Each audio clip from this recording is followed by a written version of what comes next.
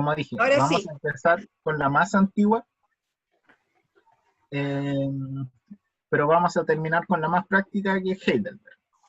Así que el primero sería la confesión hugonote, o la ¿Cómo estás, confesión Chip? francesa.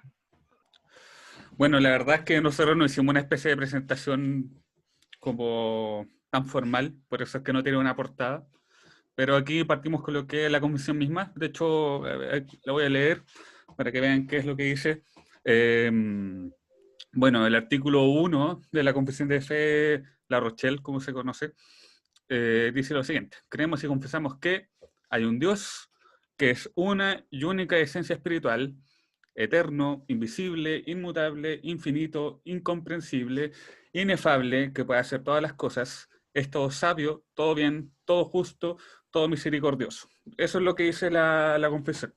De hecho, está puntualizado así porque básicamente es como se presentan los atributos de Dios.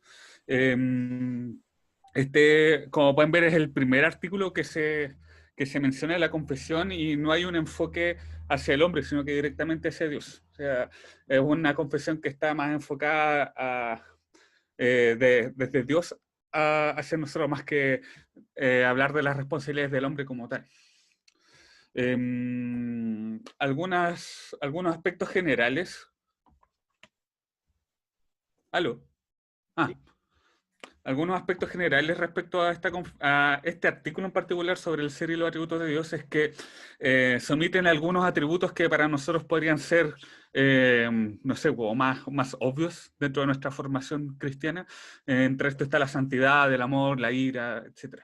Ahora, algunos de estos atributos están implícitos en los pasajes que fueron citados en el artículo, por si acaso, pero sin embargo no se explicitan en este. Tampoco se hace alusión a la Trinidad como en otras confesiones que la presentan en este apartado. Sin embargo, eso no quita que la confesión sí hable de la Trinidad en algún punto, y eso lo hace en el artículo 6, confesando que creen en Dios Padre, Dios Hijo y Espíritu Santo, y confiesan que Dios es una esencia, pero que existen tres personas, finalmente. Bueno, y haciendo alusión a algunos aspectos particulares respecto a lo que vimos aquí cuando estudiamos el artículo, sin entrar en profundizar sobre los mismos atributos, porque finalmente no era la intención de esta presentación más que profundizar en el artículo mismo. Es que lo que hicimos nosotros fue tomar algunos apuntes respecto a lo que nosotros veíamos en los pasajes utilizados y, y de lo que hablaban de ese atributo en particular. Entonces, los que no aparecen acá es porque el versículo utilizado, pasaje utilizado, dice directamente lo que quieren presentar en el atributo. Por ejemplo, cuando se habla de que es un Dios invisible, el versículo alude a que es invisible. O que si es todo bien, se habla de que Dios es bueno. En cambio, estas anotaciones que tenemos acá es porque el pasaje también nos ayuda a entender algunos aspectos especiales con respecto a estos atributos que están acá. Entonces, por ejemplo, aquí cuando se habla de una y única esencia espiritual, se está diciendo, por ejemplo, que no es un Dios que está dividido en tres partes, por ejemplo. No es como que Dios Padre, Dios Hijo y Dios Espíritu Santo son tres dioses distintos. Eh, y tampoco se alude a que no es un Dios que está partido en tres partes iguales, cada uno aportando con su propio poder y gloria a este Dios en su totalidad, sino que es una y única esencia espiritual. Con respecto a la inmutabilidad de Dios, se puede leer en uno de los pasajes que utilizan para fundamentar este punto, que Dios es inmutable en sus características y atributos, pero sin embargo, también sus propósitos tienen este carácter inmutable. Con respecto a la infinidad incomprensibilidad de Dios, hay una cosa que nosotros pudimos extraer a partir de los pasajes, uno de estos, de hecho, ¿dónde lo tengo aquí? Infinito incomprensible, así. Romanos 11:33, que dice, oh, profundidad de las riquezas, de la sabiduría, de la ciencia de Dios. Bueno, aquí llegamos a la siguiente conclusión, que parte del hecho de que Dios sea incomprensible es el hecho de que Él es infinito.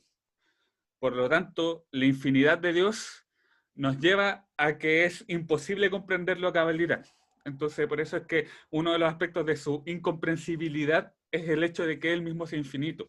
Ahora, la infinitud de Dios no solamente va a hacer alusión a su grandeza, que es lo que nosotros vemos en un ámbito físico y que es a lo que alude también los otros pasajes utilizados aquí en Hechos 7:48, por ejemplo, que dice que Dios no habita en templos hechos de manos, que básicamente está aludiendo a la grandeza de Dios en términos físicos, sino que la infinitud de Dios también atañe a sus otros atributos. En particular, un ejemplo es precisamente la sabiduría y el conocimiento de Dios, como se habla en Romanos 11:33.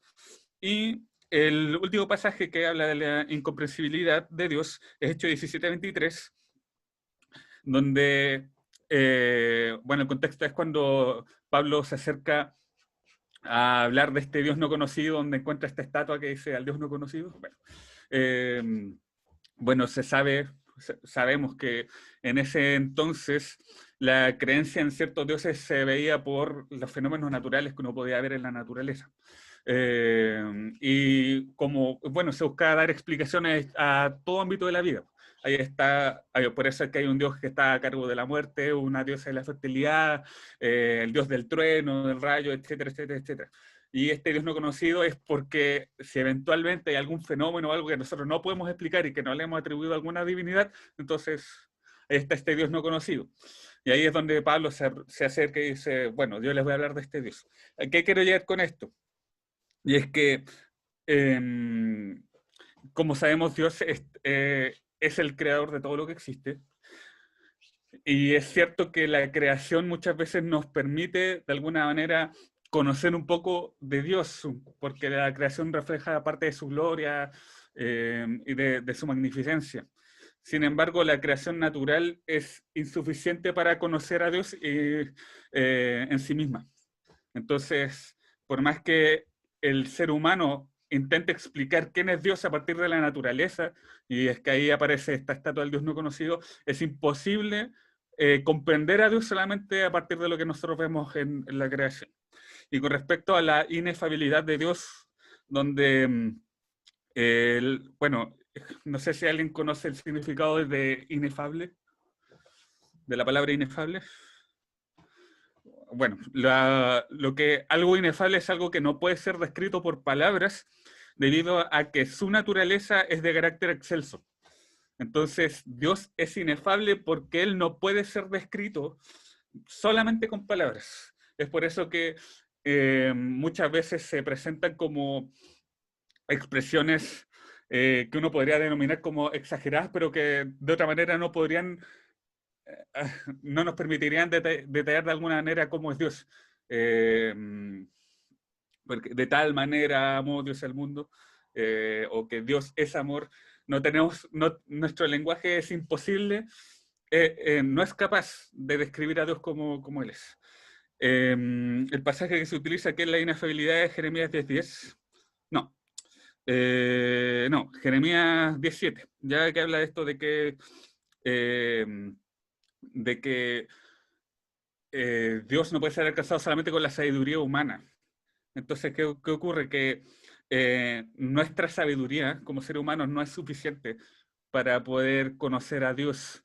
Entonces, por un lado, en la incomprensibilidad de Dios, la creación natural no nos permite llegar a conocer a Dios completamente, y con respecto a la inefabilidad de Dios, nuestra sabiduría tampoco lo permitiría. Por lo tanto, es necesaria una revelación especial, que es lo que se va a hablar en algunos artículos más adelante en esta confesión. Y bueno, eso es lo que podríamos extraer a partir este, de este artículo de la Confesión Hugonote.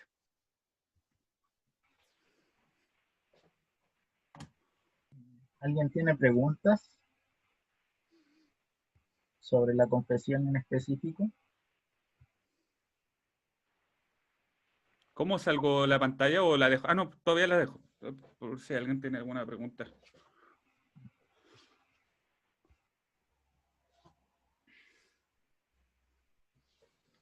Ya, si nadie tiene preguntas podemos proseguir, ¿no? Perdón, Pablo, Ah, ¿este ya. es el primer artículo? Sí, es el primer artículo de la confesión. Ya. Y es tan corto como solamente una pequeña enumeración. De hecho, es un parrafito muy pequeño. ¿No hay como un preámbulo? No.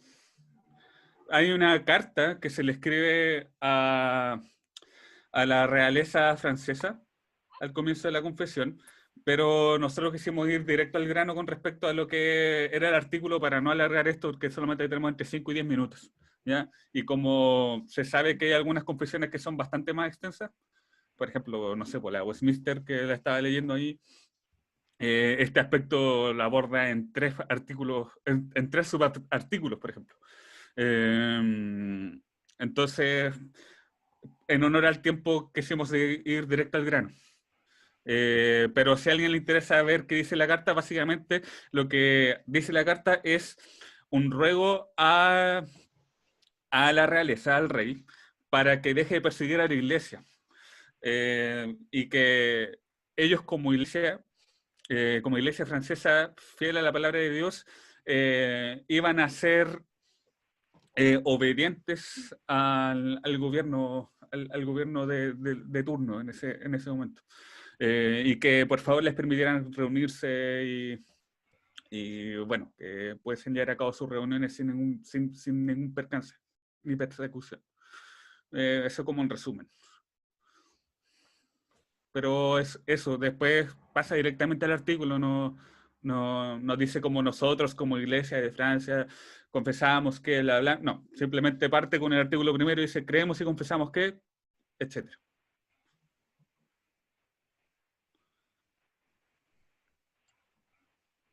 ¿Alguien más? Bueno, gracias chiquillos. Ahora va la confesión escocesa. A morir al tiro. Quisimos ocupar un fondo adecuado sobrio. Bueno, en principio la confesión escocesa tiene como fecha de data aproximadamente el 1560, agosto de 1560.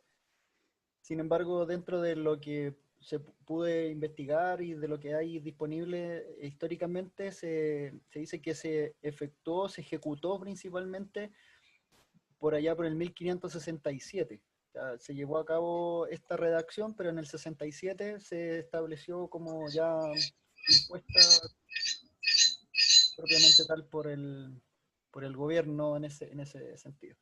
Consta de 25 capítulos que están ahí mencionados, y el capítulo de hoy que nos corresponde exponer es el capítulo 1, el capítulo de Dios. Algunos antecedentes históricos de esta confesión son, primero, que fue escrita por aproximadamente 6 grandes personas de Escocia a petición del Parlamento escocés de aquellos años.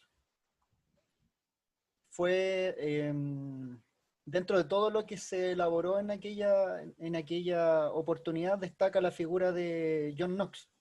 Él es como a quien se le atribuye la elaboración de esta confesión en particular.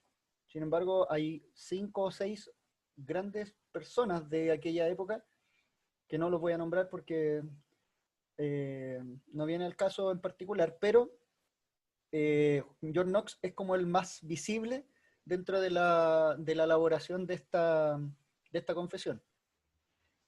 ¿Por qué se produce esta confesión? En principio, producto de la intención del reinado de Inglaterra de reincorporar el catolicismo a sus territorios.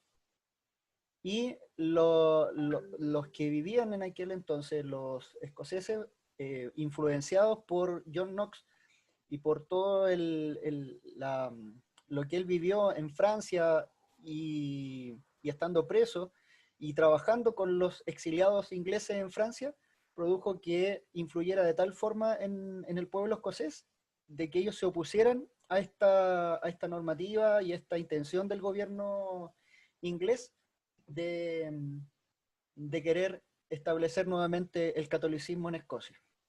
Como les decía, consta de 25 capítulos y algo que vale la pena considerar es que esta confesión dice ahí que posteriormente fue sustituida por la Confesión de Fe de Westminster en 1648. Esta es la génesis de la Confesión de Fe de Westminster, así que igual tiene cierta importancia para lo que viene más adelante.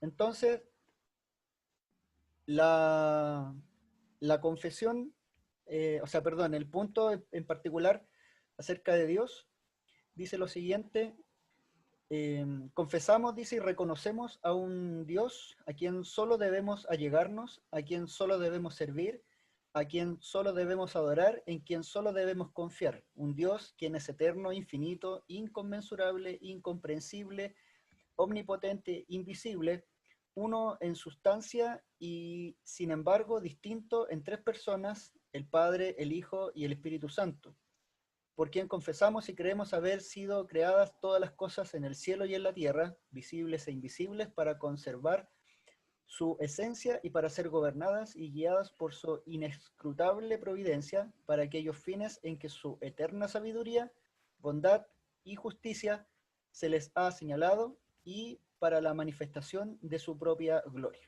Entonces, lo dividimos en 4 principales puntos. El primero, que lo va a explicar Marco.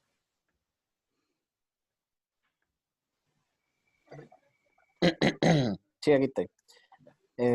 Bueno, como dijo mi hermano Gerardo, el párrafo igual, al igual que la confesión hugonote, era bien breve, la verdad. Pero sí se pueden, dentro de ese párrafo, hacer 4 grandes divisiones.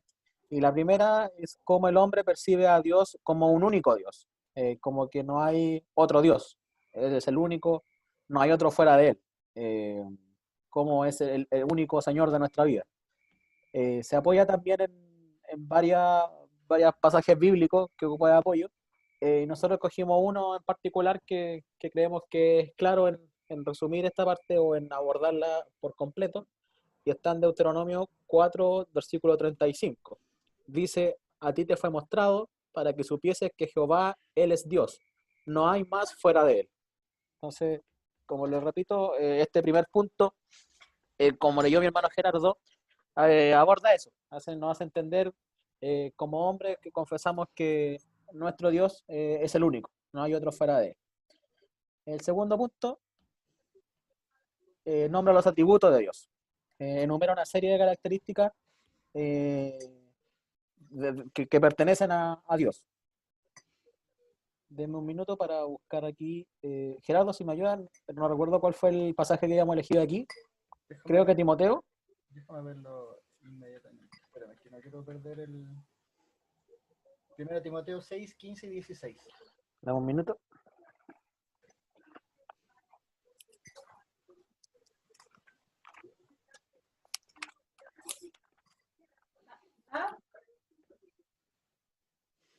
Primera Timoteo 6, 15 y 16 dice: la cual a su tiempo mostrará el bienaventurado y solo poderoso, Rey de reyes y Señor de señores, quien solo tiene inmortalidad, que habita en luz inaccesible, a quien ninguno de los hombres ha visto ni puede ver, al cual sea la honra y el imperio sempiterno. Amén. Entonces, aquí en esta porción, este pasaje muestra atributos de Dios, como por ejemplo que es invisible a los hombres, que es inmortal, que es poderoso, todopoderoso, que es sobre todo el Rey de reyes, Señor de señores, o sea, que es todopoderoso por sobre todo poder que pueda existir, y varios atributos más que son los que nombra en esta parte de la confesión, en esta segunda parte que pudimos dividir.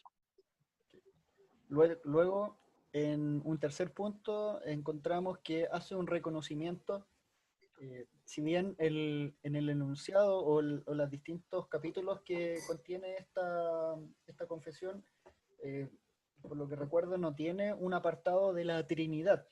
Sin embargo, hace mención al concepto de la Trinidad, nombrando al Padre, al Hijo y al Espíritu Santo. Lo hace presente en su en su desarrollo. Y dentro de los versículos que aparecen mencionados, cogimos Mateo 28, 19, dice, id, por tanto, id y doctrinad a todos los gentiles, bautizándolos en el nombre del Padre, y del Hijo, y del Espíritu Santo.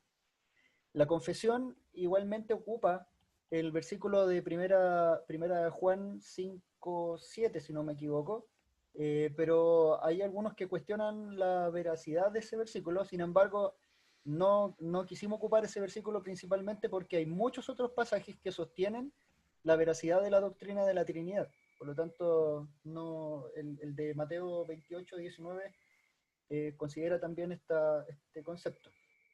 Y por último, considera a Dios como creador, cuando dice que Él gobierna y crea todas las cosas que nosotros vemos, visibles e invisibles. Y dentro de esto consideramos el texto de Génesis 1.1, que en el principio creó Dios los cielos y la tierra. En general, esos son los puntos que nosotros vimos de este capítulo. Como les decía también Marcos, es un capítulo bastante breve, pero que asumo que en la Confesión de Westminster se potencia o amplía un poco más el alcance de cada uno de ellos. Eso.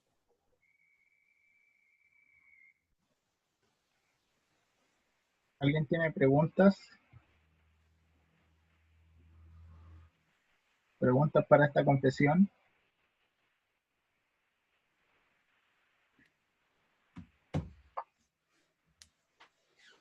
Ya, muchas gracias, chiquillos. Ya. Ahora seguimos con la confesión belga.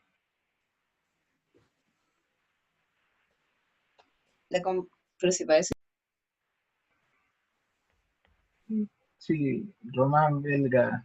Belga. A modo de introducción, hablar del autor Guido de Bresse, que fue, a diferencia de quizás las que hemos escuchado, el autor principal de esta confesión, que nació en el año 1522 en Bergen, en lo que en ese entonces eran los Países Bajos, y actualmente lo que es Bélgica, en la parte más meridional y más sureña de ese entonces.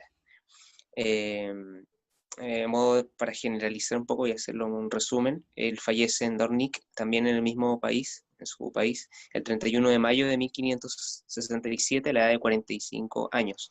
Él fue un mártir de esa gran lucha que hubo en los Países Bajos contra el catolicismo beligerante español. Fue ahorcado, ¿no es cierto?, por sostener y abrazar las creencias del calvinismo. Él fue un pastor protestante calvinista.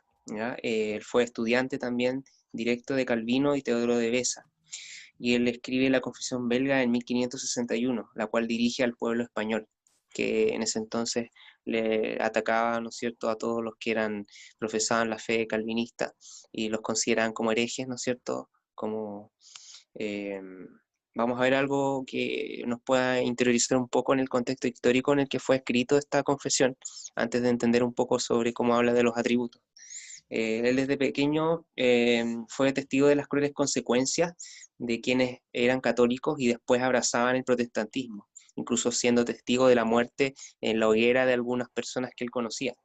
A la edad de más o menos entre los 18 y los 25 años se establece que, o se cree que él tuvo su conversión al cristianismo real y rehúsa ser más considerado católico. A pesar de haber nacido y haber sido criado en una familia muy, muy católica.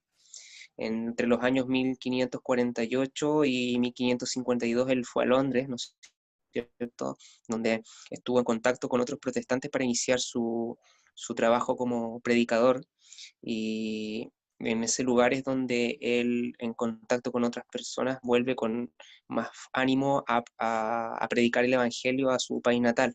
Él regresa a una ciudad en Ristel a predicar el evangelio y fue perseguido en todo ese periodo por ello, por lo que tuvo que ir a Génova, en donde conoce a Juan Calvino y a Teodoro de Beza. Este acontecimiento es clave para poder preparar su trabajo, que iba a ser escrito 2 años más tarde. Y vemos cómo la confesión está empapada un poco de Calvino, en el sentido de que si uno lee la institución y puede ir nuevamente a leer acá los artículos que hablan, el orden es muy similar a como también Calvino lo expresa en el libro de la institución, en el libro primero. El artículo primero específicamente habla del ser y los atributos de Dios al decir lo siguiente: todos nosotros creemos con el corazón y confesamos con la boca que hay un ser espiritual, único y simple, el que llamamos Dios, eterno, incomprensible, invisible, inmutable, infinito, todopoderoso, perfectamente sabio, justo, bueno y fuente superabundante de todos los bienes. ¿Ya?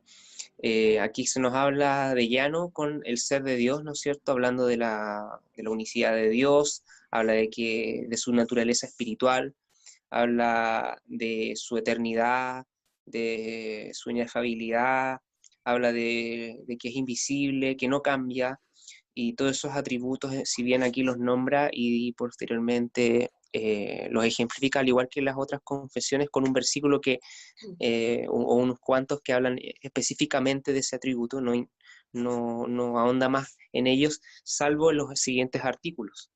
En el artículo 8, por ejemplo, habla de lo siguiente: según esta palabra de Dios, si creemos en un solo Dios, el cual es la única esencia en la que hay tres personas, real y verdadera, y eternamente distintas según sus incomunicables atributos, que son el Padre, el Hijo y el Espíritu Santo. Esta confesión se diferencia de las anteriores en que aquí sí describe más específicamente de el ser de Dios y le habla de la Trinidad particularmente, y bastante en los capítulos 9 y 10 también. Habla del Padre, del Hijo, del Espíritu Santo, principalmente defendiendo su divinidad cuando habla de Jesucristo y del Espíritu Santo.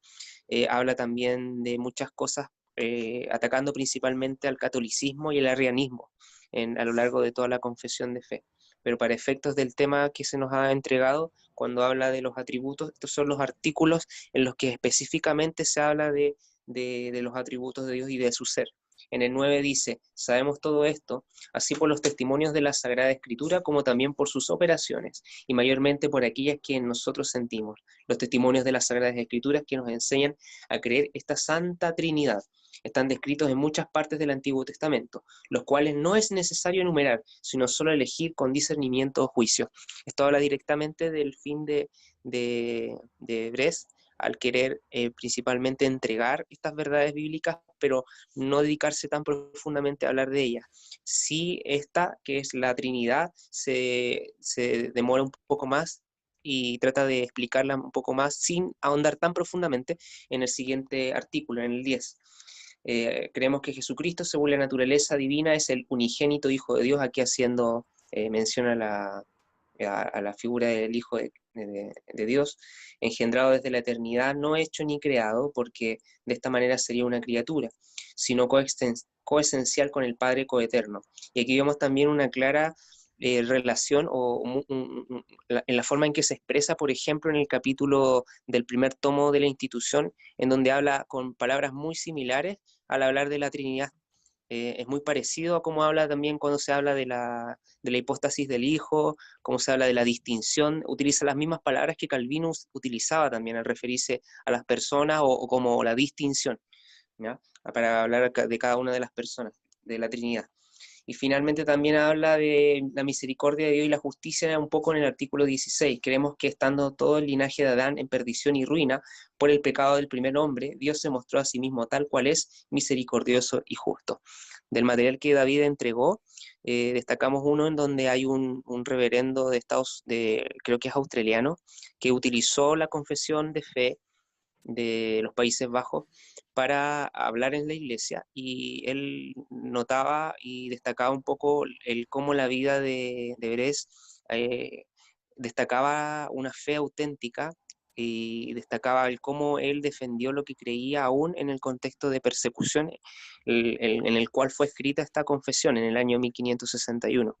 De hecho, a causa de que la escribió en ese momento, se ganó la persecución hasta su muerte 2 años más tarde en la ciudad de Dornik, en donde fue traicionado cuando él estaba escapando, y él estaba hospedándose en un hotel, en una hostería donde estaba pasando la noche y los que creía que eran sus amigos cristianos lo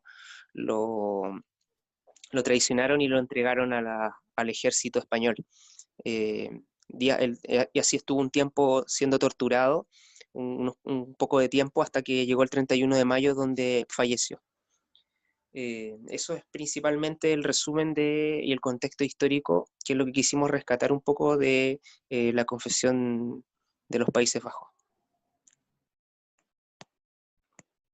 Muchas gracias. ¿Alguien tiene preguntas? ¿Cómo dejo de compartir? Yo tengo una pregunta. Ah, ya, ahí lo encontré. Ahí está. Ya está resuelta mi pregunta. Oye, David, yo Sí, quiero decir parte. Así que Ok. ahí vamos a poder explayarnos de lo que dicen también las otras confesiones. Ok. ¿Alguien tiene otra pregunta? Entonces vamos a pasar a la confesión helvética. Así que nos toca a nosotros.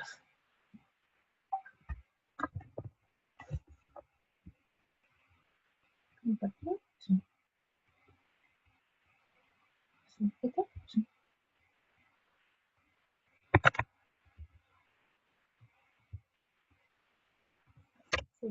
Se ve. Nosotros también vamos a hacer un poco de contexto histórico y vamos a empezar diciendo que había una primera confesión helvética. Esta fue hecha en el año 1536 y fue hecha de manera de aunar todo lo que creía en la Iglesia reformada en Suiza. Sin embargo, en el año 1564, Heinrich Bullinger, que fue directo discípulo de Zwinglio, pero también fue muy influenciado por Calvino más adelante, decide hacer una confesión personal de su fe, pensando que ya estaba cerca de su muerte. Sin embargo, él no muere. Y en el año 1566, el Federico III, el elector de Palatinado, le pide hacer una declaración de fe reformada de Suiza. Y ahí, usando su propia confesión como base, empieza a hacer esta segunda confesión helvética, que finalmente vino a ser muy famosa. Casi todas las iglesias en Suiza terminaron aceptando esta confesión, excepto Basilea, que se quedaron con la primera confesión helvética. Pero fue tan famosa que llegó a Polonia, Francia, a Hungría, etcétera. En muchos lugares fue adoptada por su popularidad. Ahora, respecto al artículo que nos tocó a nosotros, es el capítulo número 3. Así que vemos que no empieza hablando sobre Dios como la confesión escocesa ni la francesa, sino que empieza hablando de la revelación, y en el capítulo número 3 recién podemos ver el ser de Dios. Ahora, no vamos a leer el artículo, pero vamos a empezar diciendo lo que enseña. Lo primero que enseña es que solo existe un Dios que es suficiente en sí mismo. Con un Dios nos referimos primero que es uno en número y después que es uno en ser distinto o en unicidad. Con unidad vemos que no está compuesto por partes que sumen uno, simple, o sea, diferente a compuesto. Y que sus atributos no son tampoco lo que lo componen. Por ejemplo, el amor y la justicia no son partes de Dios, sino que son su mismo ser.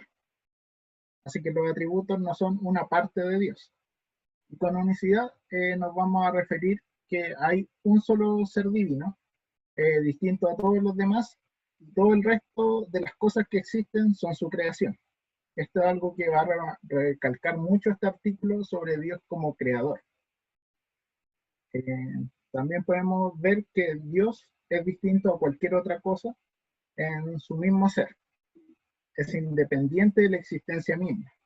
Trasciende y está fuera de la creación por cualquier cosa. La siguiente. También, como es suficiente en sí mismo, vamos a hablar un poco de lo que es la seidad o la independencia de Dios, como su autoexistencia.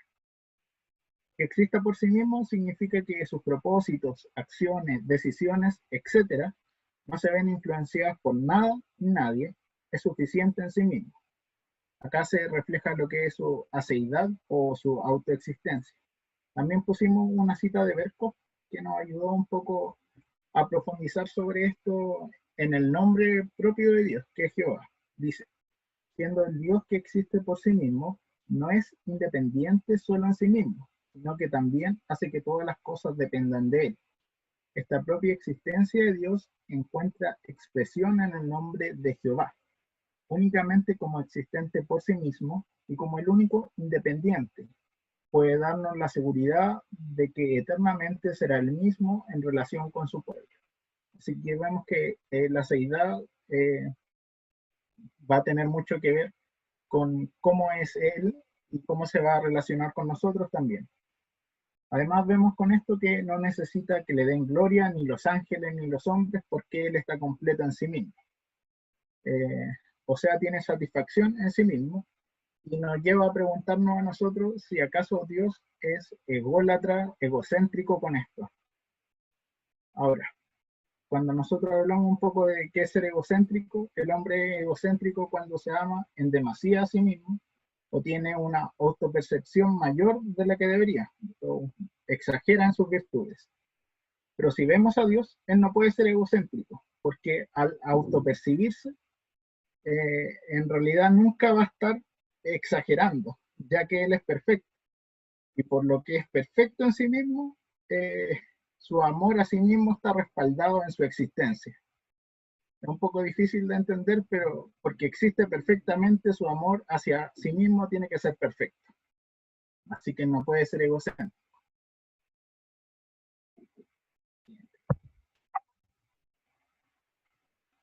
Ya.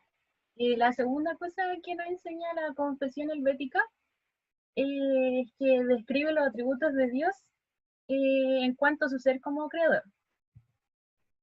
Con esto nos referimos a aquellas cosas que el hombre no puede tener como cualidades humanas, y estos atributos son incomprensibles de forma práctica, pero se muestran en la Biblia y necesariamente en la creación. Estos atributos los llamaremos como atributos incomunicables. Aquí igual empieza como diciendo algunos atributos, que empieza con invisible. Y en cuanto a esto, igual debemos notar que en la Biblia sí se muestra a Dios muchas veces como teniendo elementos visibles. Pero esto es solo para mostrarse con mayor claridad al hombre y que éste también pueda entenderlo un poco más. Un ejemplo es como cuando un padre le enseña a su hijo pequeñito y este ocupa como un vocabulario infantil, casi como un balbuceo para asemejarse al niño. Y en cuanto a la esencia infinita, Juan Calvino nos dirá lo siguiente, que también ocupamos una cita.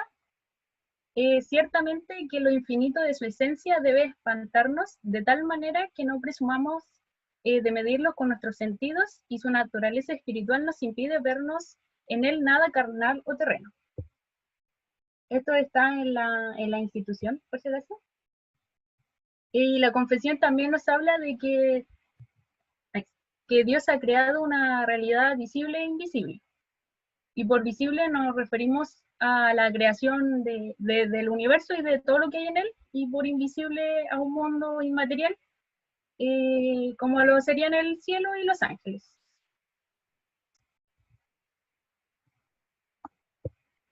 Como tercer punto, tenemos que enseña que él vive por sí mismo y todo lo demás vive por él. Con esto queremos decir que él crea todas las cosas, pero no solamente las crea, sino que no las deja solas, sino que su poder siempre está presente sustentando todo lo que ha hecho. El acto creador de Dios es para un propósito y no es solo como un capricho. Podemos ver que igual como los dioses inventados estos dioses son como muy caprichosos en ese sentido porque como que hacen y deshacen por antojo y por cosas sin sentido. Y así vemos que Dios no es así, que Él no hace las cosas simplemente por su suerte o para muerte, sino que también esta hace que perdure y Él las mantiene con los mismos atributos que se mencionaron y que se mencionarán. Después, como dijo la Meli, como gira en torno a la creación, ahora va a describir sus atributos de Dios en cuanto a su relación con la misma creación. Siguiente. Aquí va a hablar de los atributos como todopoderoso, benévolo, misericordioso, justo y veraz. Así que todo el universo es mantenido prácticamente por estos atributos y vemos cómo se muestran en la Biblia y cada vez que Dios se relaciona con el hombre, estos se muestran más claramente. Finalmente, Como último punto que rescatamos, que descarta y aborrece el politeísmo. El hombre en su naturaleza dada por Dios siempre va a buscar como una divinidad, un ser divino. Pero como estamos corrompidos por el pecado, nosotros fabricamos ídolos en lugar de adorar a este Dios verdadero. Esto se ve claramente en la historia y en la misma actualidad donde hay una infinidad de divinidades, e incluso llegando al punto de que algunas religiones, como en sí mismas, como que estipulan que el hombre puede llegar a ser Dios. Y también hay una cita de Calvino de la institución, la vamos a leer. Dice, verdad, igual que el agua suele bullir y manar de un manantial grande y abundante, así ha salido una infinidad de dioses del entendimiento de los hombres, según que cada cual se toma la licencia de imaginarse vanamente en Dios una cosa u otra. Por esta misma razón, Dios ha repetido con tanta insistencia su posición como único Dios verdadero. Y podemos ver en la confesión helvética que ocupa básicamente todo Isaías 45, en donde se manifiesta que solo hay un Dios, que es salvador y poderoso, y descarta totalmente la posibilidad de que exista otro ser divino.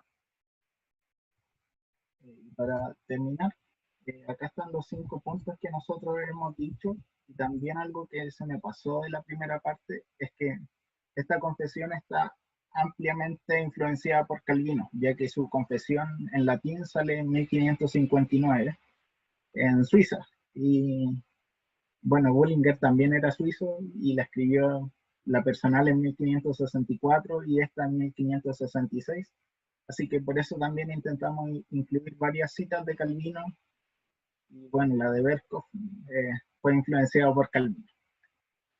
Eso, ¿alguna pregunta?